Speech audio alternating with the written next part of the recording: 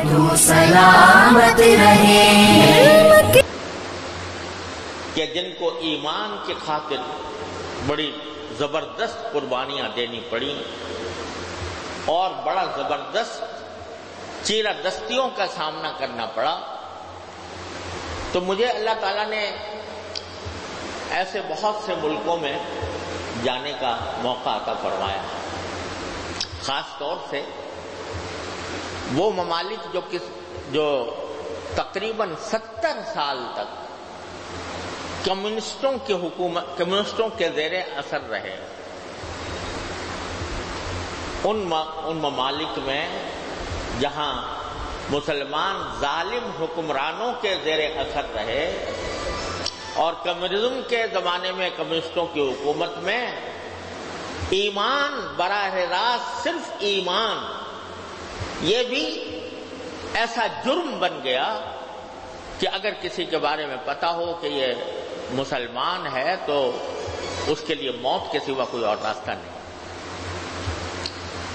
یہ روس کے بہت سے ممالک، ان میں بھی مجھے جانے کا اتفاق ہوا، تو وہاں لوگوں نے ہمیں بتایا کہ ہم پر ایسا وقت گزرا ہے کہ ہمارے سارے علماء کو جو دین کی تعلیم دینے والے ہیں اور دین کی تعلیم ہی دینے والے نہیں، بڑے بڑے علماء اور فقہا کی سرزمینیں، ماوراء نہر کا علاقہ، سمرقند، بخارا، ترمذ، یہ اس قسم کے عظیم مراکز دین جہاں سے امام بخاری پیدا ہوئے، جہاں سے امام ابن ماجہ پیدا ہوئے، جہاں سے امام ابو حنیفہ کے بڑے بڑے شاگرد پیدا ہوئے اور بڑے بڑے صوفیاء اور اولیاء پیدا ہوئے، حضرت بہاؤالدین نقشبند رحمۃ اللہ علیہ وہاں پیدا ہوئے، تو وہاں صورتحال یہ تھی کہ مسجدیں شہید کر دی گئیں، نماز پڑھنا جرم قرار پا گیا، قرآن کریم کا ایک نسخہ بھی اگر کسی کے گھر میں مل جاتا تو پورے خاندان کو تباہ و برباد کر دیا جاتا تھا۔ ایک قرآن کریم کا نسخہ رکھنا بھی منع تھا۔ اور بعض ممالک ایسے ہیں کہ جہاں پر روزہ رکھنے کو اس طرح منع کیا جاتا تھا کہ رات کے آخری حصے میں پولیس گھومتی تھی یہ دیکھنے کے لیے کہ اگر کسی گھر کے اندر کوئی روشنی ہو رہی ہے تو اس کا مطلب یہ ہے کہ یہ لوگ روزے کے لیے سحری کھانے کے لیے اٹھے ہیں، لہذا اس گھر کے اوپر چھاپا پڑتا تھا، لوگوں کو پکڑا جاتا تھا، اگر کسی کے بارے میں پتا چلے کہ روزہ رکھا ہے تو اس کو شراب پلا کر اس کا روزہ توڑوایا جاتا۔ ایسے حالات نظرات جو ان لوگوں کے اوپر گزرے ہیں، لیکن اللہ تبارک و تعالی نے اسی ظلم و ستم کے ماحول میں، اسی چیرہ جستیوں کے ماحول میں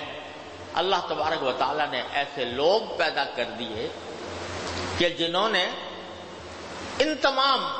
پابندیوں کے باوجود اپنے ایمان کو اور اپنی نسلوں کے ایمان کو سلامت کرنے کے لیے ایسے ایسے انتظامات کیے کہ عقل حیران ہو جائے۔ لوگوں نے ہمیں وہاں پر بتایا کہ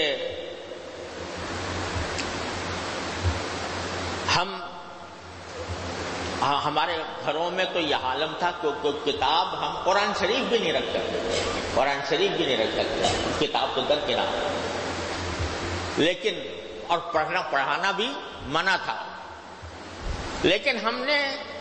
اپنی کتابیں اور قرآن شریف اور کتابیں وہ الماریوں کے پیچھے دیواروں کے اندر خلا پیدا کر کے اس میں محفوظ رکھی۔ اگر وہ بھی کسی جگہ ممکن نہ ہوا تو زمین کھود کر تہخانہ بنا کر اس کے اندر محفوظ رکھی، اور وہاں مجھے لوگوں نے بتایا کہ ہم نے رات کو 2 بجے، جب رات کو 2 بج جاتے تھے اور ساری دنیا سوتی ہوتی تھی، تو ہمارے تہخانے جاگتے تھے. ہمارے تہخانوں کے اندر رہ کر ہمارے ہاں مدرسہ چلتا تھا، پڑھایا جاتا تھا، کتابیں پڑھائی جاتی تھیں. اب تو نوجوانوں کو پڑھائی جاتی ہے. رات کے 2 بجے سے شروع ہوتا تھا اور فجر سے کچھ پہلے تک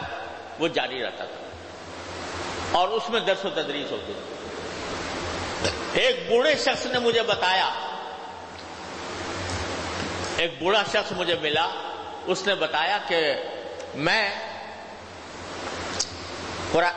دین کی تعلیم حاصل کرنا چاہتا تھا لیکن کوئی راستہ نہیں تھا. تو ایک بڑے عالم تھے،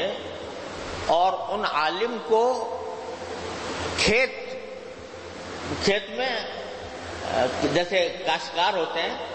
تو کھیت کی خدمت کے لیے لگایا ہوا تھا، کاشت کرنے کے لیے لگایا ہوا تھا. تو ان کے پاس میں گیا کہ جی میں آپ سے کچھ پڑھنا چاہتا ہوں، کیسے پڑھوں؟ تو انہوں نے بتایا کہ تم ایسا کرو، فلاں جگہ کتابیں دفن ہیں، ان میں سے ایک ایک ورق پھاڑ کے میرے پاس لے آیا کرو کھیت میں، اور میں کھیت کا کام بھی کرتا رہوں گا اور تم میرے ساتھ اس طرح لگے رہنا جیسے کہ کھیت کے اندر میری مدد کر رہے ہو. اسی حالت میں تم کو کچھ پڑھاؤں گا. کہتے ہیں اس طرح میں نے سالہ سال کھیتوں کے اندر یہ تعلیم حاصل کی. ایک بوڑھے نے مجھے خود اپنی بات بتائی کہ مجھے علم اس طرح حاصل ہوا. یہ مظالم کا یہ سلسلہ تقریباً 70 سال جاری رہا، اور لوگوں کے دلوں سے ایمان کو کھرچنے کے لیے کوئی دقیقہ چھوڑا نہیں گیا. حکومتی زبردستی سے لے کر، قانون سے لے کر، اور تعلیمی اداروں کو اندر سے مذہب کے خلاف مواد پڑھا کر ایمان کو لوگوں کے سینوں سے کھرچنے کی کوشش کی گئی. لیکن آفرین ہے ان مسلمانوں پر، اللہ تبارک و تعالی ان کو بہترین جزا دنیا و آخرت میں عطا فرمائے کہ ظلم و ستم کی اس چکی میں پسنے کے باوجود اور مظالم کے پہاڑ ان کے اوپر ٹوٹنے کے باوجود انہوں نے اپنے ایمان کی حفاظت کی. صرف ایمان ہی کی نہیں، اسلامی علوم کی حفاظت کی.